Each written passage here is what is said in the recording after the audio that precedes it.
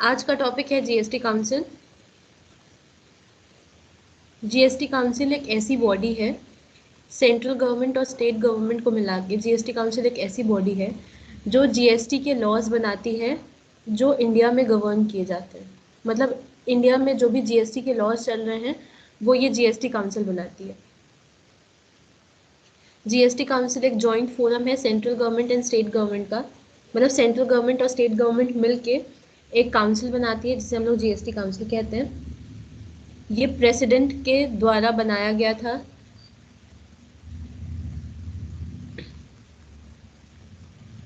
पंद्रह सितंबर 2016 में। ठीक है। इनके पास पावर क्या है? इनके पास पावर है कि ये जीएसटी के लॉज बना सकते हैं इंडिया के अंदर और उन्हें एग्जीक्यूट भी करा सकते हैं।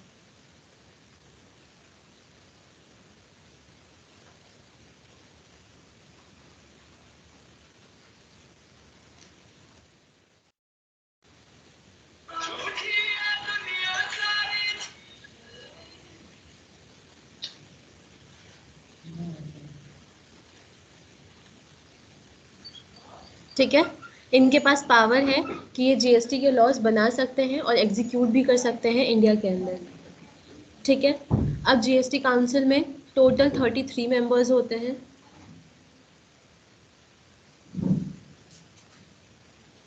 सेंट्रल गवर्नमेंट के 2 मेंबर्स होते हैं जीएसटी काउंसिल में, स्टेट गवर्नमेंट के 28 मेंबर्स और यूनियन टेरिटरी के 3 मेंबर्स। ठीक है। स्टेट गवर्नमेंट के 2 मेंबर्स जो हैं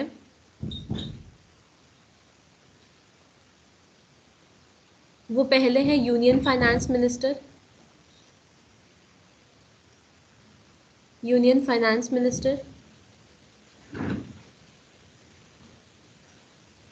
और दूसरे हैं minister of state of finance.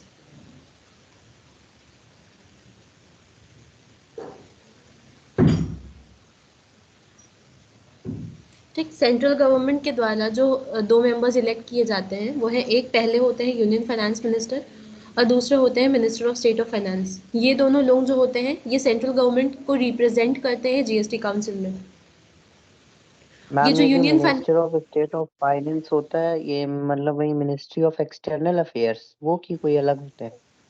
वही होते हैं। ओके। ठीक है। जो यूनियन फाइनेंस मिनिस्टर होते हैं ये चेयरमैन होते हैं जीएसटी काउंसिल के। जीएसटी काउंसिल के ये चेयरमैन होते हैं। और स्टेट गवर्नमेंट में मतलब कि होता है कि हर स्टेट से एक मेंबर रिप्रेजेंट किया जाता है जो होते हैं फाइनेंस मिनिस्टर। उस स्टेट के जो फाइनेंस मिनिस्टर होते हैं वो मेंबर होते हैं। मतलब 28 स्टेट्स हैं टोटल, तो हर स्टेट के जो फाइनेंस मिनिस्टर होंगे वो जीएसटी काउंसिल में एक मेंबर होंगे।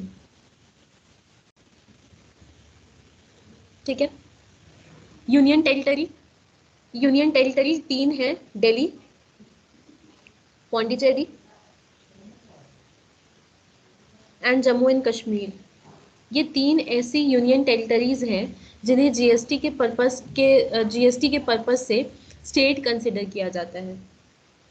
और चूंकि इन्हें स्टेट कंसिडर किया जाता है जीएसटी पर्पस से, तो इन तीनों यूनियन टेरिटरीज से एक एक मेंबर्स जो भी रिप्रेजेंट होंगे, एक एक मेंबर्स इस जीएसटी काउंसिल में मेंबर होते हैं।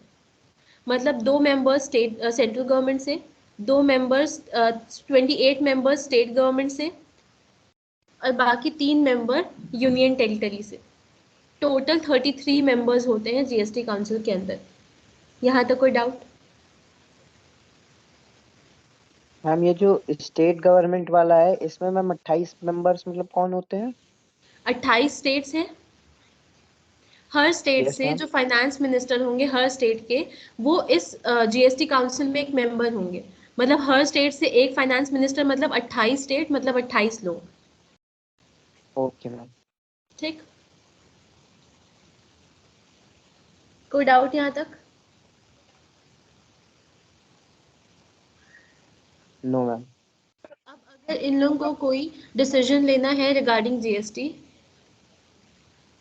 तो जो कोरम होता है, कोरम का मतलब कितनी अटेंडेंस होनी चाहिए कि जो ये लोग मीटिंग करेंगे किसी जीएसटी लॉ से रिलेटेड, उसे वैलिड मीटिंग घोषित किया जा सकता है। तो 50% अटेंडेंस कंपलसरी है। अगर 50% लोग नहीं होंगे मीटिंग में तो वो मीटिंग वैलिड नहीं मानी जाएगी, वो मीटिंग कैंसिल कर दी जाएगी। ठीक, तो कोरम है 50%, मतलब 50% लोग किसी मीटिंग में आने चाहिए, तभी उस मीटिंग में जो डिसीजंस लिए जाएंगे वो वैलिड होंगे, वरना मीटिंग कैंसिल कर दी जाएगी।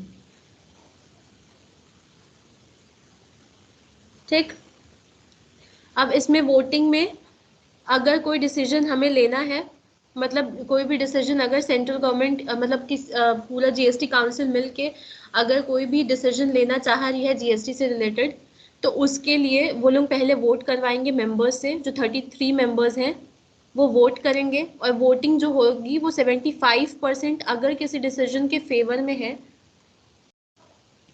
तभी वो डिसीजन लागू किया जाएगा, मतलब इम्प्लीमेंट किया जाएगा, वरना वो जो लॉ है वो इम्प्लीमेंट नहीं होगा।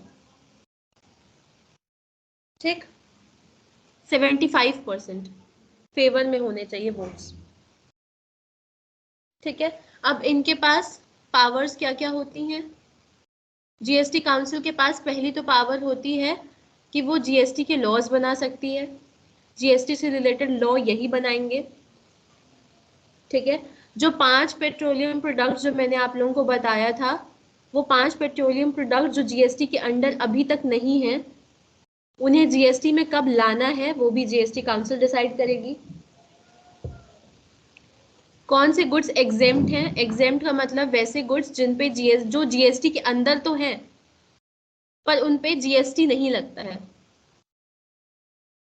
तो कौन से गुड्स एग्जेम्प्ट गुड्स होंगे, ये भी जीएसटी काउंसिल डिसाइड करती है। कोई भी जीएसटी के लॉ को इम्प्लीमेंट करवाना है तो वो किस तरह से करवाना है, और वो भी जीएसटी काउंसिल डिसाइड करती है। और जीएसटी में रजिस्ट्रेशन की लिमिट होती है कि आपका अगर टर्नओवर इतने मतलब इतने लेवल को क्रॉस करता है तो आपको जीएसटी में रजिस्ट्रेशन करवाना कंपलसरी है। तो वो रजिस्ट्रेशन लिमिट क्या होगी ये भी जीएसटी काउंसिल डिसाइड करती है। ठीक, यहाँ तक कोई डाउट?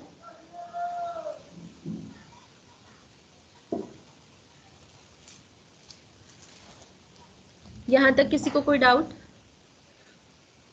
मैम ये 5 पेट्रोलियम प्रोडक्ट एक बार बता दीजिए।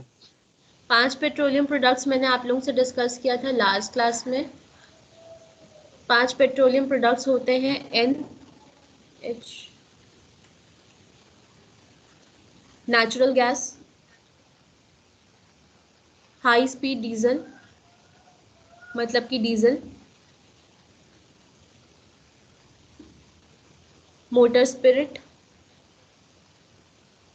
मतलब कि petrol, aviation turbine fuel, white petrol जो कि सुपर बाइक्स या सुपर कार्स या फिर एरोप्लेन्स में यूज किए जाते हैं। लास्ट है पेट्रोलियम क्रूड।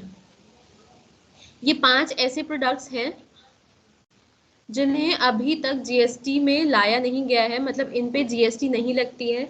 इन पे जो मैंने आप लोगों को बताया था, जो 1986 से लेकर 2017 तक जो इनडायरेक्ट टैक्स लॉज थे वैट वाले, वो ही इन पे लागू होते हैं। ठीक, मतलब गवर्नमेंट अभी भी इन पे एक्साइज ड्यूटी लगाती है। अगर मैन्युफैक्चरिंग है तो एक्साइज ड्यूटी लगाएगी, और अगर जब सेल कर रहे हैं तो उस पर फिर सेल्स टैक्स लगेगा। ठीक, मैम इसमें कोई डाउट?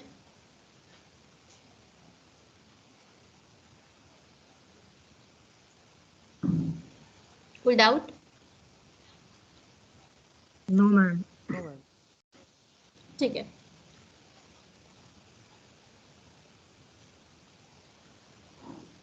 अब जो हमारा नेक्स्ट टॉपिक है वो है जीएसटी नेटवर्क। जीएसटी नेटवर्क क्या है? जीएसटी काउंसिल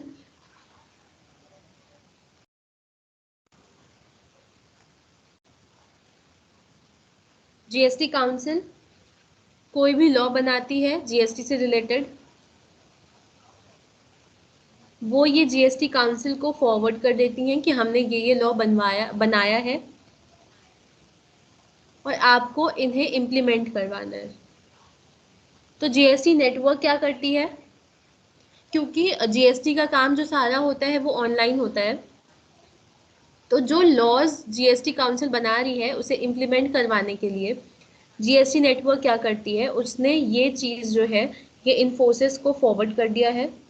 इन्फोसिस क्या करती है, इन्फोसिस एक सॉफ्टवेयर या कह सकते हैं वेब इंटरफेस बनाती हैं, जिससे हम लोग जीएसटी जो हमारा जीएसटी का वेबसाइट है वो इन्फोसिस डेवलप करती है। जो चीज़ें जो मतलब जो लॉज जीएसटी काउंसिल ने बनाए हैं उन्होंने ये चीज़ जीएसटी नेटवर्क को फॉरवर्ड कर दिया कि हमने ये लॉज बनाए हैं, इसे आपको पोर्टल में डालना है।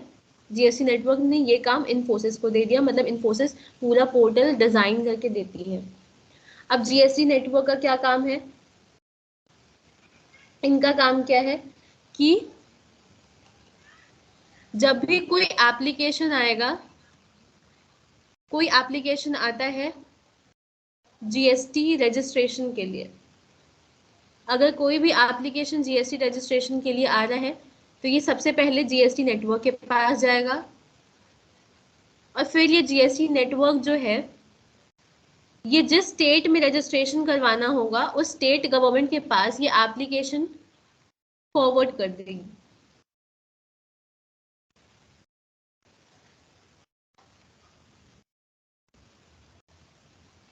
जो भी हमने जीएसटी रिटर्न्स फाइल किए, जीएसटी रिटर्न्स क्या होता है आगे के क्लासेस में हम लोग बहुत अच्छे से डिस्कस कर लेंगे, लाइव भी देखेंगे। जीएसटी रिटर्न का मतलब है हर महीने हमें रिटर्न भरना होता है कि हमने इतना सेल किया है और उसके ऊपर हमें जीएसटी भरना पड़ता है गवर्नमेंट के पास, ठीक है। तो उसे ही हम लोग जीएसटी रिटर्न कहते हैं। जीएसटी रिटर्न जीएसटी नेटवर्क के पास डिपॉजिट होगा, जीएसटी का जो पेमेंट होगा ये भी जीएसटी नेटवर्क के पास आएगा। फर्दर जीएसटी नेटवर्क क्या करेगा, उसे सेंट्रल गवर्नमेंट और स्टेट गवर्नमेंट और सेंट्रल गवर्नमेंट में डिवाइड कर देगा। अगर ये सीजीएसटी है, एसजीएसटी है तो ये डायरेक्ट सेंट्रल गवर्नमेंट को भेज देगा, एसजीएसटी है तो डायरेक्ट स्टेट गवर्नमेंट को भेज देगा, और अगर आईजीएसटी है तो वो सेंट्रल गवर्नमेंट को भेज देगा, ठीक। इनका और क्या काम है कि जो भी जीएसटी पेमेंट किया गया है, मतलब हमने अपना पेमेंट किया जीएसटी के पोर्टल पे हमने पेमेंट कर दिया जीएसटी का, तो इनका क्या काम है, ये वो पेमेंट को हमारे बैंक से टैली करवाएंगे कि ये बैंक से ये पेमेंट आया है इतना या नहीं, ये पहले टैली करवाएंगे, उसके बाद पोर्टल पे शो करेंगे कि पेमेंट आ चुकी है। तो वो पेमेंट फिर पोर्टल पे शो होता है कुछ समय बाद, ठीक है। अभी तक कोई डाउट?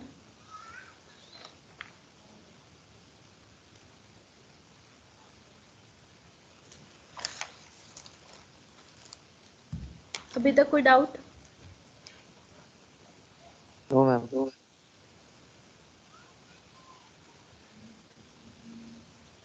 ठीक है, जीएसटी का जो वेबसाइट है उसका वेब एड्रेस है www.gst.gov.in।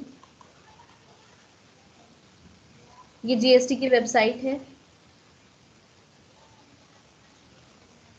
फिर मैंने लास्ट क्लास में आप लोगों से ये डिस्कस किया था कि जीएसटी में 3 तरह के टैक्सेस होते हैं, सीजीएसटी, एसजीएसटी, आईजीएसटी। अगर हम लोग इंट्रा स्टेट सेल कर रहे हैं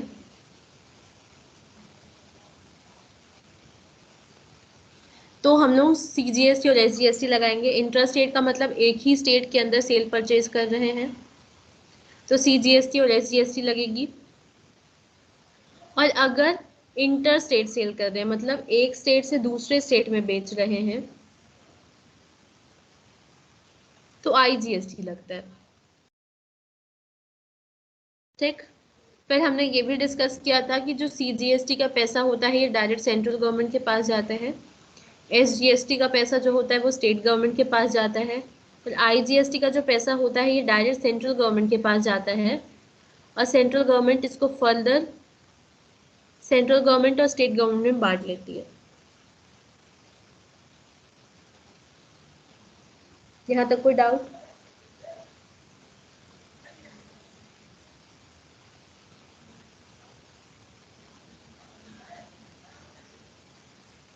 कोई डाउट?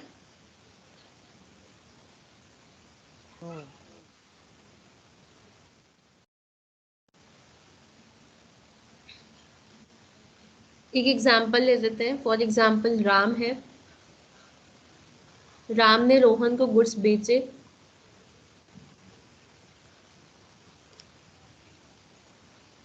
राम है यूपी के अंदर, रोहन भी है यूपी में, 1 लाख के गुड्स बेचे हैं राम ने रोहन को।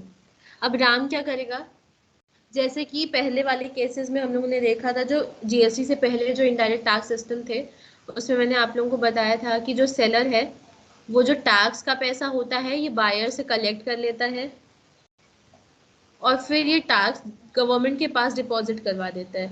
सेम GST में भी ऐसा ही होता है। जब राम ने रोहन को 1 लाख का सामान बेचा तो वो उसे एक इनवॉइस देगा जिसे हम लोग टैक्स इनवॉइस कहते हैं।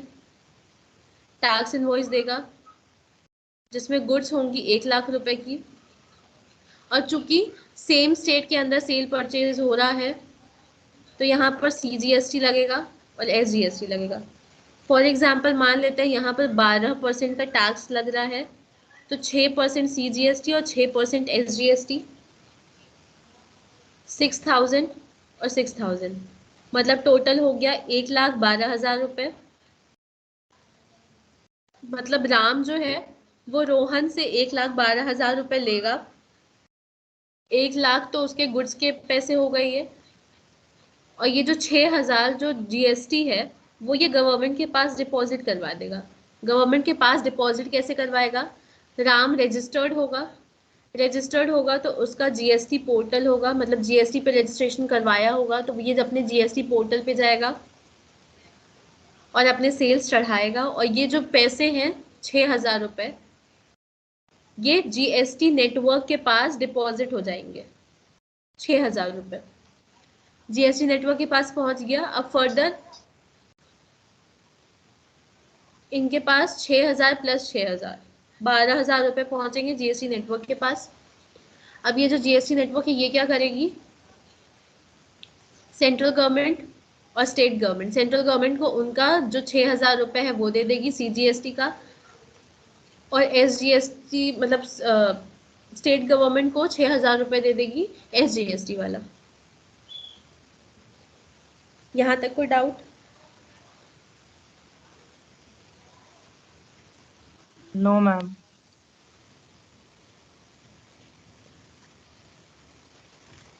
ठीक है।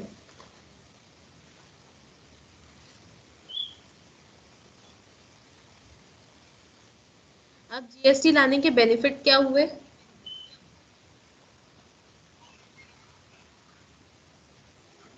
बेनिफिट था जो पहले कास्केडिंग इफेक्ट लग रहा था। कास्केडिंग इफेक्ट का मतलब जो टैक्स पे टैक्सेस लग रहे थे GST आने से पहले, वो कास्केडिंग इफेक्ट खत्म हो गए।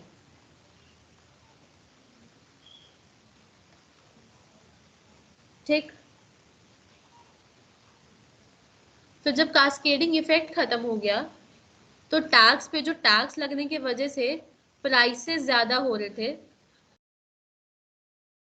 वो प्राइस कम हो गए। अब आप लोगों को अगर याद हो तो पहले वाले केस में जो मैंने आप लोगों को बताया था 1986 से पहले वाला, उसमें जो फ्रिज की प्राइस थी वो ऑलमोस्ट 62,000 थी, पर 1986 से 2017 में जब वैट इंट्रोड्यूस कराया गया तो चूंकि कुछ हद तक कास्केडिंग इफेक्ट खत्म हो गया था तो उसमें फ्रिज की प्राइस 60,000 रुपये हो गई थी, 2,000 से कम हो गई।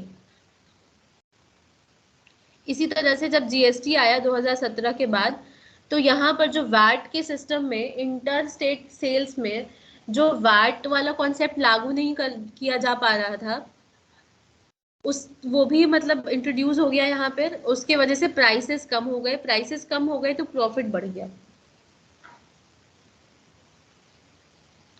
ठीक,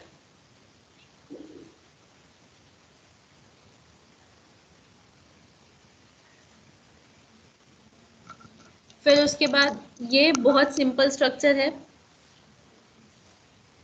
उसमें पहले आपको लेना था, मतलब पहले आप लोगों को, अगर आप मैन्युफैक्चरिंग कर रहे हो तो उसमें आपको एक्साइज ड्यूटी लेना था। अगर आप सेल्स कर रहे हैं गुड्स का तो आपको सेल्स टैक्स लेना था, लोकल सेल्स टैक्स या सेंट्रल सेल्स टैक्स। उसके बाद अगर आप फर्दर सर्विसेज सेल कर रहे हो तो आपको सर्विस टैक्स लेना था। इसमें क्या है, बहुत सिंपल है, कुछ भी बेचेंगे जीएसटी लेना है। ठीक मैम, ये जो पहले आपने एग्जांपल दिया था, हम्म, इसमें आपने मतलब एक ही स्टेट के अंदर सेल हो रही थी, हाँ, तो अगर वो मतलब इंटर स्टेट होती सेल तो उसमें क्या मतलब किस तरीके से कैलकुलेट होता और किस जो तरीके से सबसे पहला मतलब? वाला एग्जाम्पल था 1986 से पहले वाला। नहीं मैम, ये जो अभी आपने पहला एग्जांपल दिया था, मतलब इससे पहले जो बर्गर वाला एग्जांपल था। ये राम और रोहन वाला, हाँ, अगर ये मतलब दूसरे स्टेट में होते तो कैसे होता? इसमें अगर राम यूपी में है फॉर एग्जाम्पल,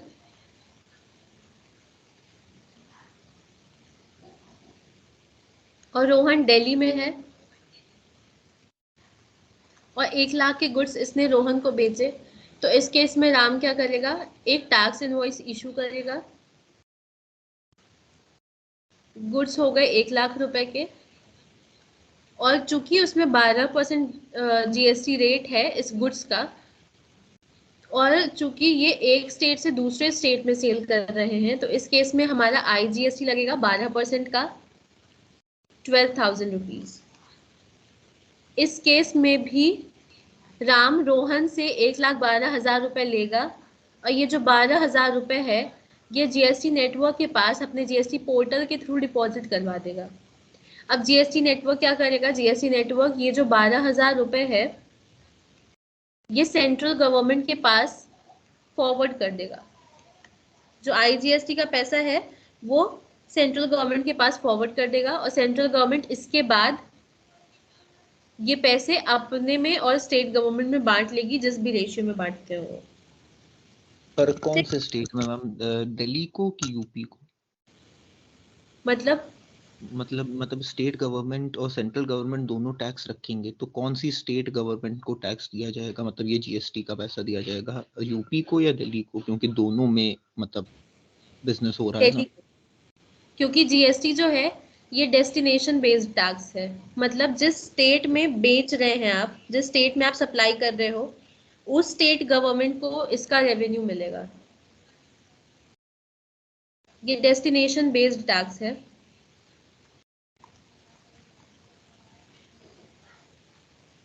ठीक है, मतलब जिस स्टेट में अगर राम रोहन को बेच रहा है तो दिल्ली में बेचा जा रहा है ये गुड्स, तो ये जो पैसे मिलेंगे वो दिल्ली गवर्नमेंट को मिलेगा। ठीक है, स्टेट गवर्नमेंट दिल्ली होगी। Okay ma'am. ठीक, और कोई डाउट?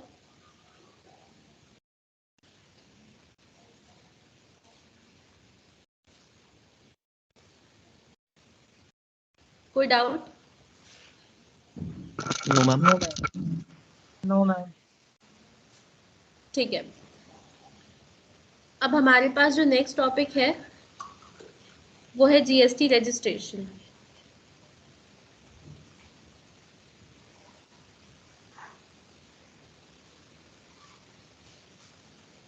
किसी भी सिस्टम को फॉलो करने के लिए सबसे पहला जो स्टेप होता है वो है रजिस्ट्रेशन करवाना। ठीक, अगर हमें जीएसटी के स्कीम को फॉलो करना है तो हमें सबसे पहला काम क्या करना पड़ेगा, रजिस्ट्रेशन करवाना पड़ेगा। अब इसमें भी कुछ लिमिट है कि आपका जो टर्नओवर है अगर एक प्रिस्क्राइब्ड लिमिट से ज़्यादा हो जाता है तो आपको जीएसटी में रजिस्ट्रेशन करवाना कंपलसरी है। और अगर जो आपका टर्नओवर है वो उस लिमिट से कम है तो ये आपके ऊपर है, आप चाहो तो जीएसटी रजिस्ट्रेशन करवा सकते हैं और चाहे तो ना करवाएं। ठीक, तो इस केस में इंट्रा स्टेट की पहले बात करते हैं। इंट्रा स्टेट अगर आप सप्लाई कर रहे हो मतलब एक स्टेट के अंदर ही सेल परचेज हो रहा है, यूपी में अगर सेलर है तो कस्टमर भी यूपी के अंदर ही है, सेम स्टेट में अगर सेल परचेज हो रहा है तो उसे हम लोग इंट्रा स्टेट सप्लाई कहेंगे। इंट्रा स्टेट सप्लाई के केस में दो चीजें होती हैं, या तो हम सिर्फ गुड्स बेच रहे हैं, ओनली गुड्स, मतलब हम सिर्फ गुड्स में डील कर रहे हैं, तो इस केस में 3 लिमिट है। पहली है 10 लाख की, दूसरी 20 लाख और तीसरी 40 लाख।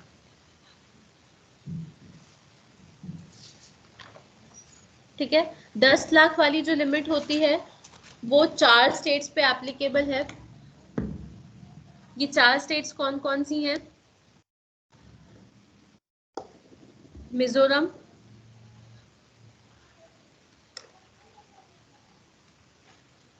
त्रिपुरा,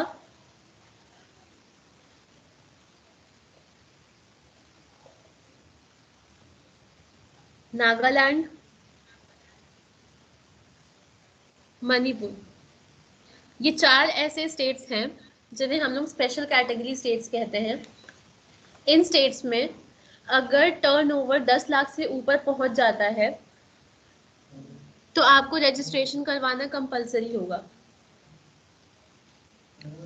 ठीक, ये है स्पेशल कैटेगरी स्टेट्स।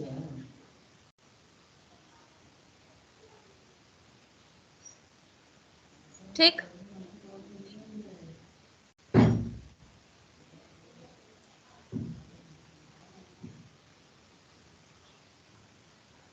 अब दूसरा जो है 20 लाख की लिमिट। 20 लाख की लिमिट जो है ये 6 स्टेट्स में एप्लीकेबल है। दरवाजा से हटा दीजिए। ठीक है, पहला है सिक्किम, उत्तराखंड, मेघालय, अरुणाचल प्रदेश,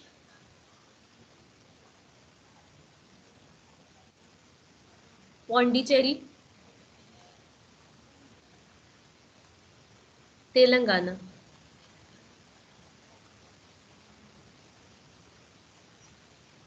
इन 6 स्टेट्स में 20 लाख की लिमिट लगती है और बाकी रेस्ट ऑफ इंडिया में 40 लाख की लिमिट है। इसका मतलब क्या है?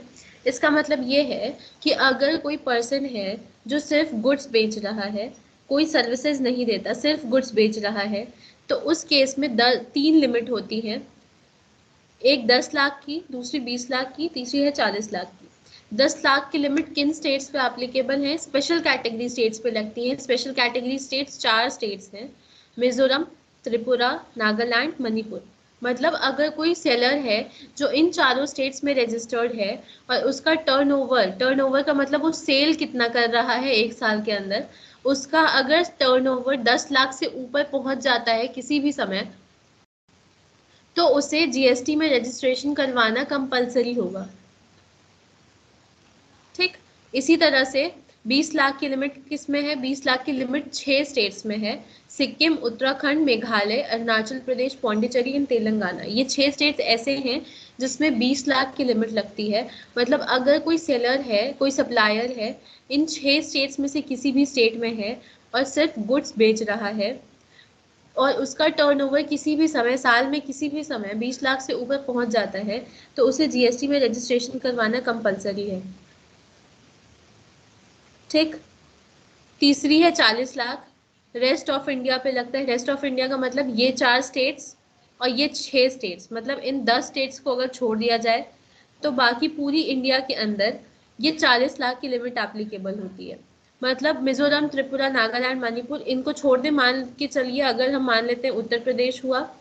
उत्तर प्रदेश एक ऐसा स्टेट है जो इन 10 स्टेट्स में इंक्लूडेड नहीं है, तो अगर कोई सप्लायर उत्तर प्रदेश में है और सिर्फ गुड्स सप्लाई कर रहा है तो उसके ऊपर ये 40 लाख की लिमिट एप्लीकेबल होगी। मतलब अगर टर्नओवर 40 लाख से कम है तो रजिस्ट्रेशन करवाना ज़रूरी नहीं है, वो चाहे तो करवा सकता है और चाहे तो ना करवाए।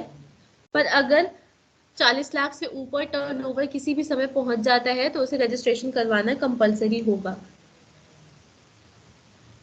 यहाँ तक किसी को कोई डाउट? No ma'am. क्लियर है? Yes ma'am. Yes ma'am. अब तीसरा क्या है? या तो कोई पर्सन गुड्स एंड सर्विसेज दोनों बेच रहा हो या फिर सिर्फ सर्विसेज दे रहा हो। इस केस में 2 लिमिट लगती है, एक है 10 लाख की, दूसरी है 20 लाख की। 10 लाख की लिमिट जो है ये स्पेशल कैटेगरी स्टेट्स में है,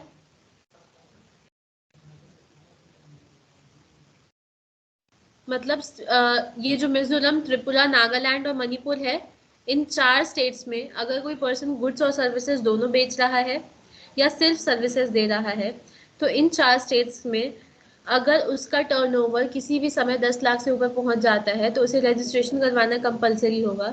पर अगर 10 लाख से कम है उसका टर्नओवर तो ये उसके ऊपर है, वो चाहे तो रजिस्ट्रेशन करवाए चाहे तो ना करवाए।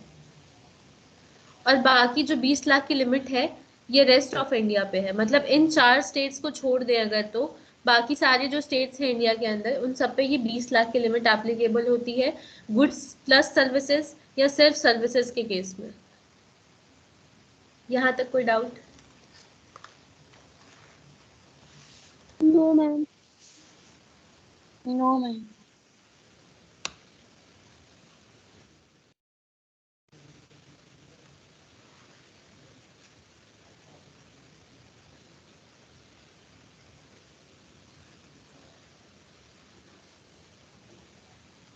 अगर हम लोग इंटर स्टेट सप्लाई कर रहे हैं, इंटर स्टेट सप्लाई करने का मतलब है कि हम एक स्टेट से दूसरे स्टेट में सेल परचेज कर रहे हैं।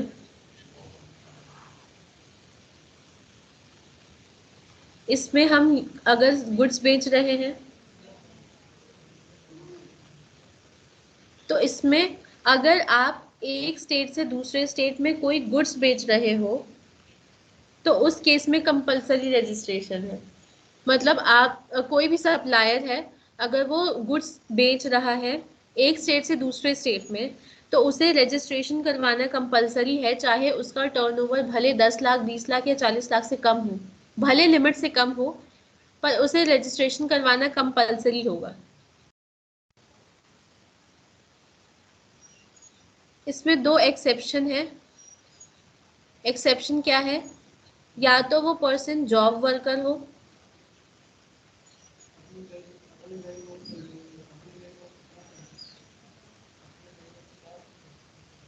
हैंडीक्राफ्ट, या तो हैंडीक्राफ्ट बेच रहे हैं, हैंडीक्राफ्ट मतलब हैंडमेड गुड्स। अगर हैंडमेड गुड्स एक स्टेट से दूसरे स्टेट में बेच रहे हैं। जॉब वर्कर, जॉब वर्कर क्या होते हैं? जो सिर्फ एक पर्टिकुलर काम को करते हैं। जैसे फॉर एग्जांपल कोई पर्सन है शर्ट बनाता है तो उसने रॉ मटेरियल लिया जो कि शर्ट का कपड़ा होगा वो लिया और उसने वो पूरा शर्ट सिल लिया। पर जो काम एक होता है जिसमें बटन लगाते हैं और बटन की काज बनाते हैं, जिसमें बटन बंद किया जाता है उसे काज बोलते हैं, मतलब पता होगा आई थिंक सो सबको। तो जब वो टेलर जो है जब वो शर्ट बना लेगा सारी तो काज बनाने के लिए शर्ट्स में और बटन लगाने के लिए वो जो है वो उन शर्ट्स को किसी ऐसे पर्सन को दे रहा है जिसका काम सिर्फ शर्ट में बटन लगाना या काज बनाना ही है। तो वो जो पर्सन होगा जो बटन लगा रहा है उसे हम जॉब वर्कर कहेंगे। कोई भी ऐसा पर्सन जो एक पर्टिकुलर काम को करता हो उसे जॉब वर्कर कहते हैं। ठीक, तो इन दोनों केस में जॉब वर्कर और हैंडीक्राफ्ट के केस में जो लिमिट है वो लिमिट लगेगी, कंपल्सरी इनको रजिस्ट्रेशन नहीं करवाना पड़ेगा। ठीक,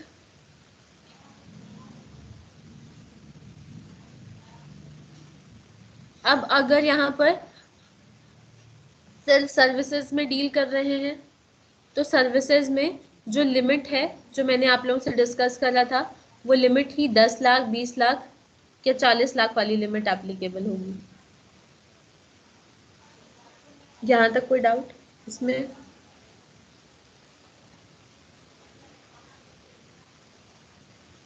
नो मैम। ये समझ में आ गया है इंटरस्टेट यस वाला? मैम।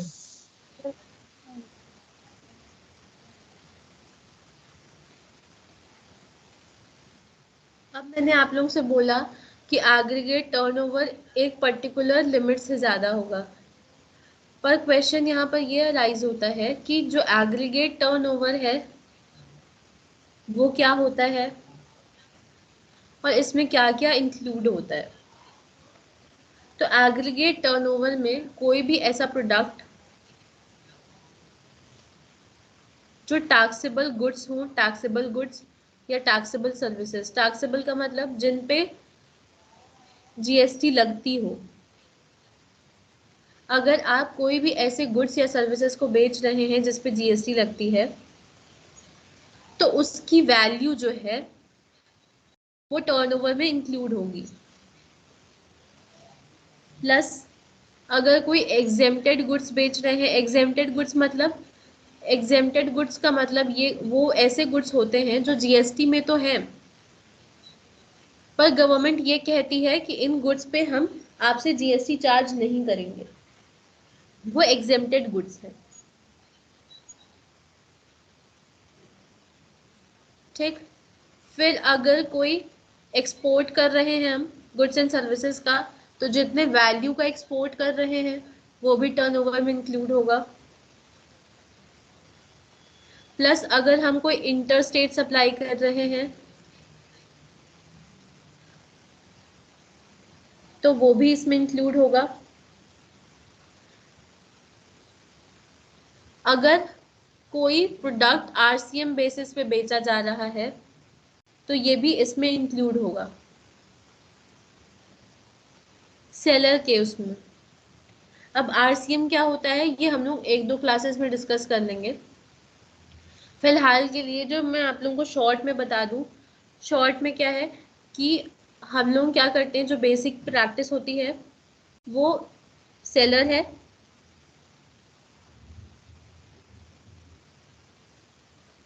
और बायर है। मेरी आवाज आ रही है आप लोगों को? Yes ma'am. ठीक है, Yes. सेलर है और बायर है। तो हम लोग बेसिक जो प्रैक्टिस मतलब जो बेसिकली जो होता है वो क्या है, सेलर ने अगर बायर को 1 लाख रुपए के गुड्स बेचे और उस पर 12% का जीएसटी लगना है, तो ये जो सेलर है वो बायर से 1,12,000 रुपए लेगा और ये जो 12,000 रुपए है ये गवर्नमेंट के पास डिपॉजिट करवा देगा। ये हम नॉर्मली जीएसटी में करते हैं, जैसे हम लोग कहते हैं एफसीएम। एफसीएम का मतलब है फॉरवर्ड चार्ज मैकेनिज्म।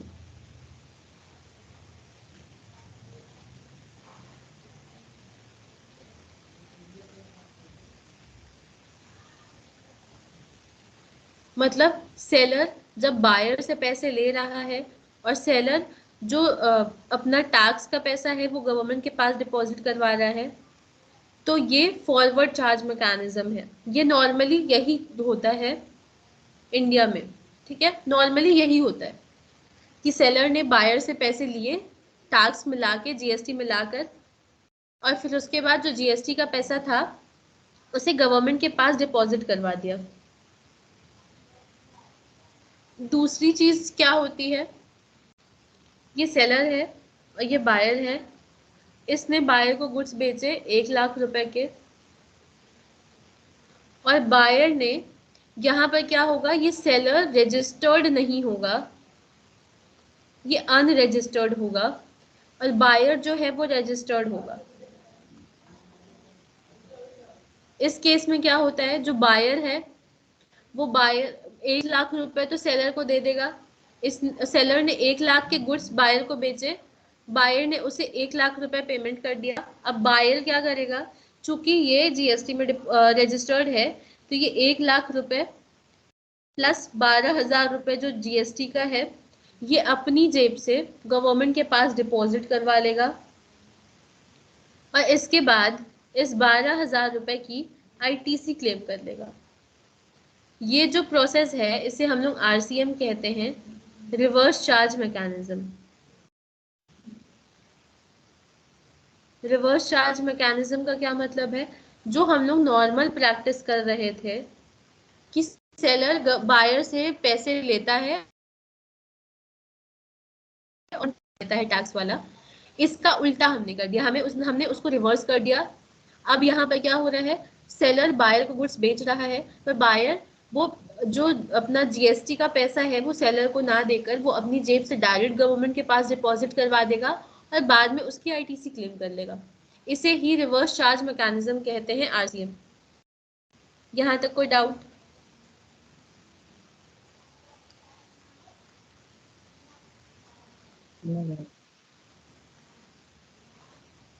ये क्लियर है? सब केस में एग्रीगेट टर्नओवर में ये सारी चीजें इंक्लूड होती हैं। फॉर एग्जांपल मान लेते हैं, एक एग्जांपल से समझते हैं, ज्यादा क्लियर हो जाएगा। एक पर्सन है मिस्टर ए, इन्होंने जो टैक्सेबल गुड्स बेचे, टैक्सेबल गुड्स बेचे 1 लाख रुपए के, एग्जेम्प्ट गुड्स बेचे 50,000 रुपए के, फिर इसके बाद इन्होंने एक्सपोर्ट किया 15 लाख रुपए का एक्सपोर्ट किया, और जो इंटर स्टेट सप्लाई किया है, इंटर स्टेट सप्लाई 1.5 लाख रुपए का किया है।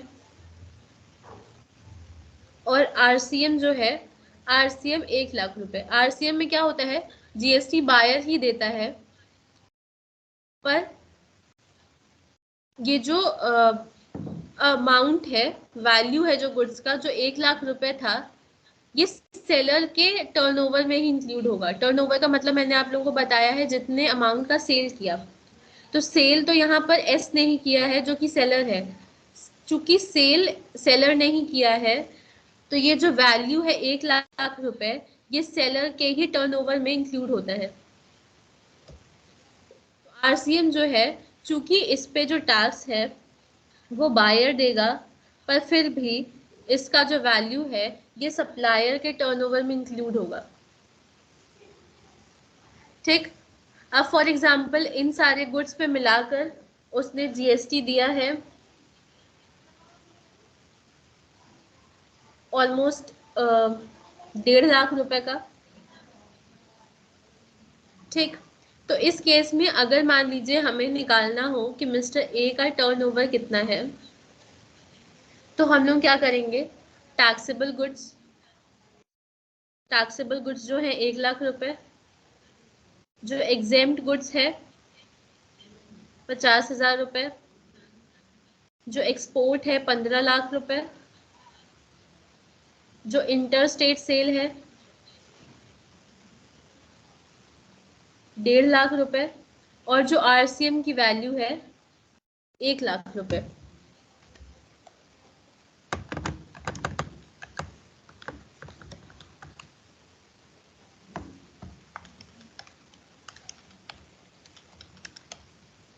$19 लाख रुपए ये टोटल, ये 19 लाख रुपए मिस्टर ए का टर्नओवर हो गया।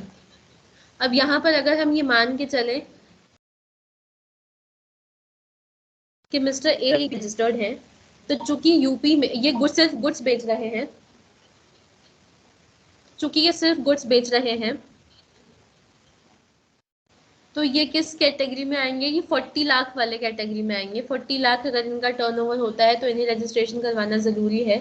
चूंकि इनका टर्नओवर सिर्फ 19 लाख ही है, तो ये इनके ऊपर है कि ये रजिस्ट्रेशन करवाना चाहते हैं कि नहीं करवाना चाहते हैं। अगर ये रजिस्ट्रेशन करवाना चाहते हैं तो ये वॉलेंटरी रजिस्ट्रेशन करवा सकते हैं, अगर ये ना चाहे तो ना करवाए, कोई प्रॉब्लम नहीं है।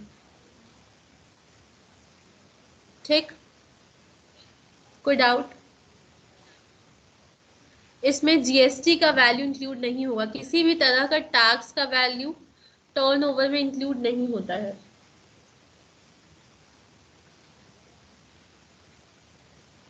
ठीक, कोई डाउट?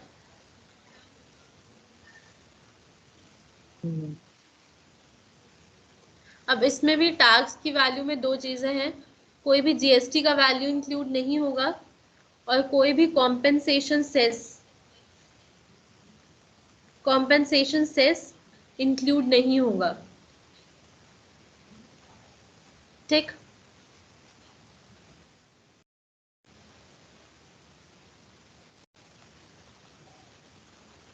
गुड्स अगर हमने बेचे हैं 1 लाख रुपए के, इस पे हमारा 12% जीएसटी लगना था।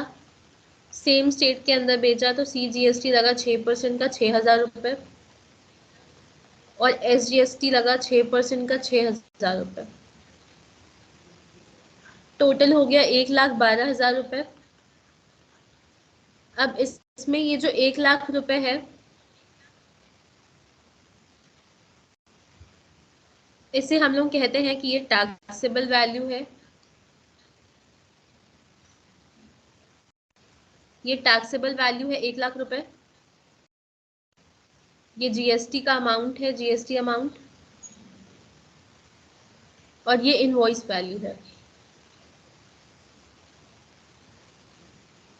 कोई भी ऐसा फिगर या ऐसी वैल्यू जिसके ऊपर हम लोग लगाते हैं उसे हम लोग टैक्स वैल्यू कहते हैं। टैक्सेबल वैल्यू मतलब जिस वैल्यू के ऊपर हम लोग टैक्सेबल वैल्यू कहते हैं। ये जो 6% है ये हम इस वैल्यू 1 लाख रुपए के ऊपर लगा रहे हैं, तो इसे हम लोग टैक्सेबल वैल्यू कहेंगे। ये जो 6,000 और 6,000 रुपए मिलाकर 12,000 रुपए जो है, ये हमारा जीएसटी का पैसा है, तो इसे हम लोग जीएसटी अमाउंट कहते हैं। और इन सबको मिलाकर 1,12,000 रुपए जो वैल्यू है, इसे हम लोग इनवॉइस वैल्यू कहेंगे। ठीक, यहाँ तक कोई डाउट?